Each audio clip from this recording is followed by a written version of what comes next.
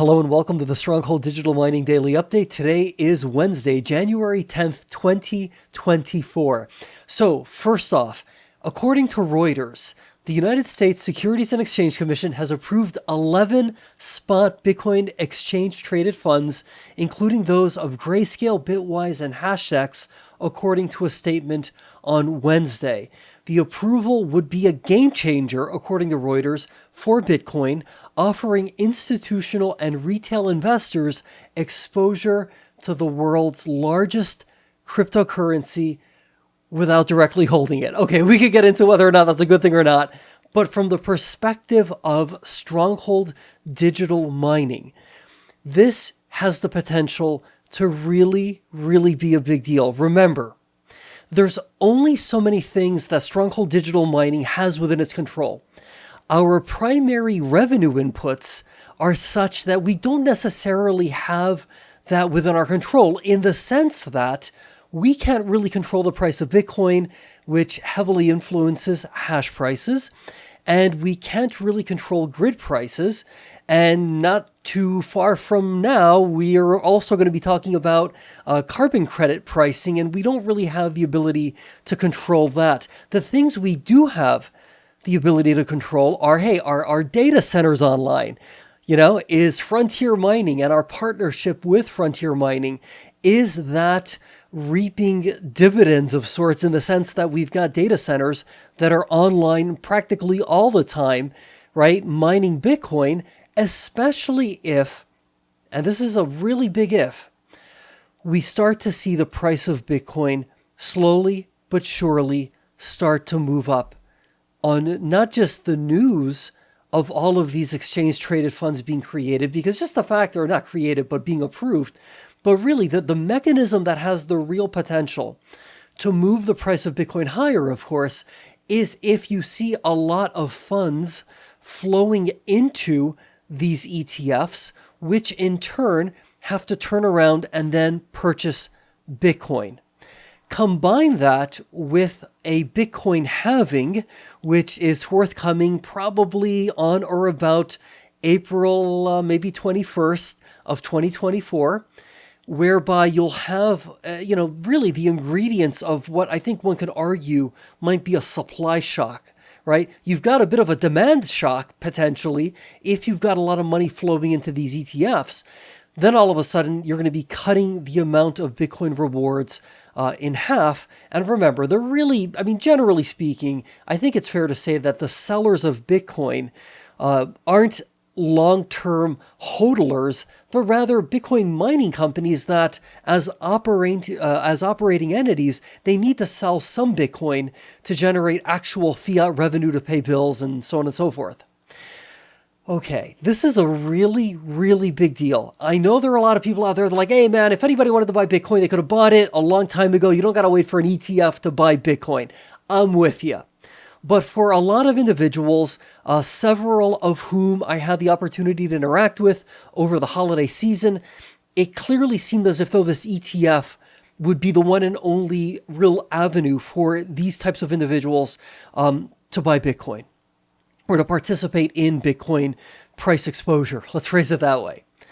So I think this is a really big deal.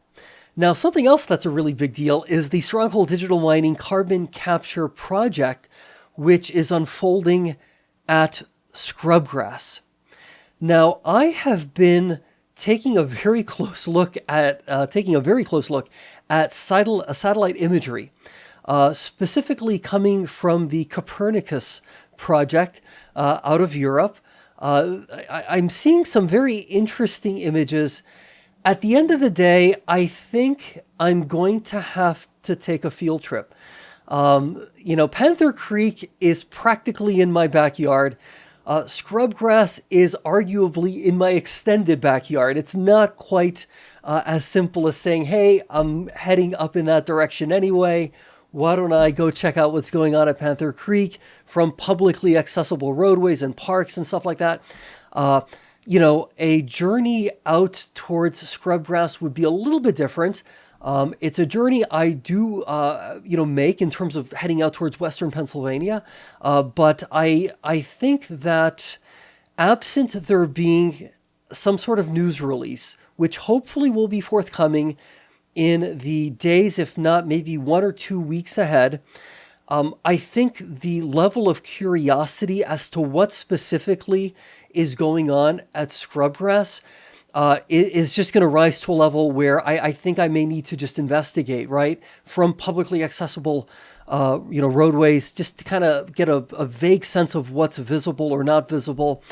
But based on what I'm seeing via satellite imagery, I'm inclined to believe, and bear in mind, this is not like Google Maps where you're zooming in to practically looking into somebody's window.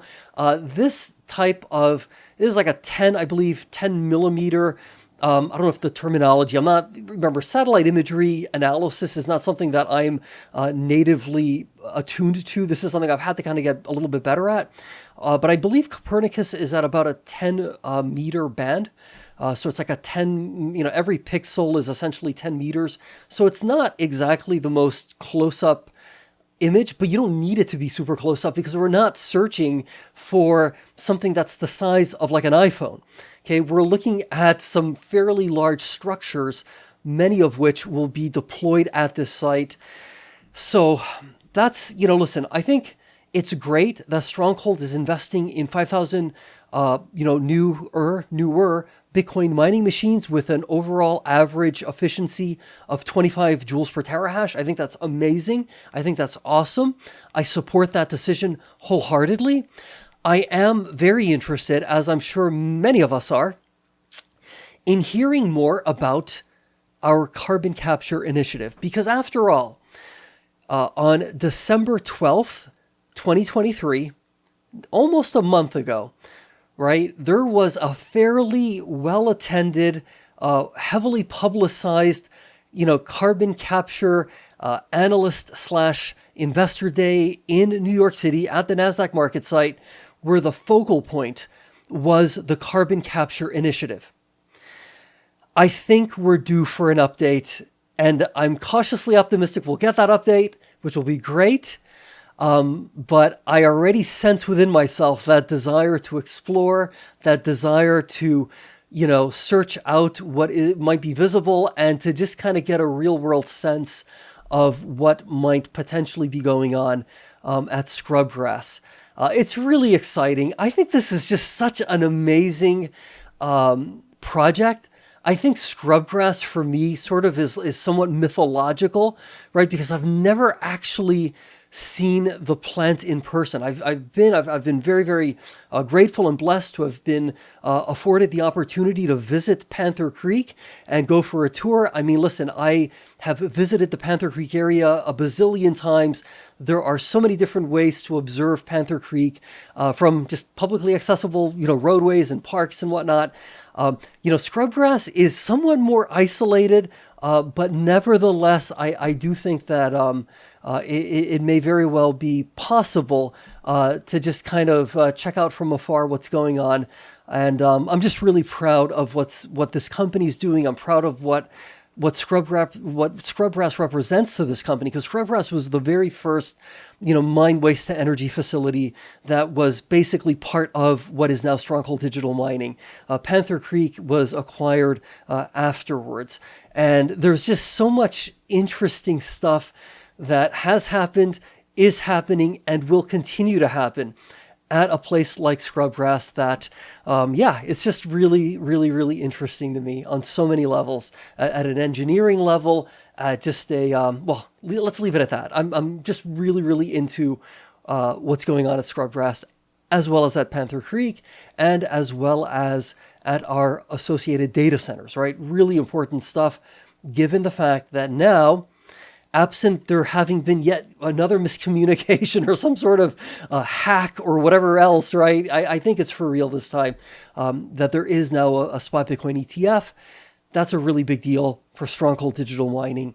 Assuming we see the price of Bitcoin go up, assuming we see really good hash prices, I think we're going into a Bitcoin bull run unlike any the world has ever seen before. I don't want to jinx anything. So let's stay positive, let's be great, and we will see each other again tomorrow.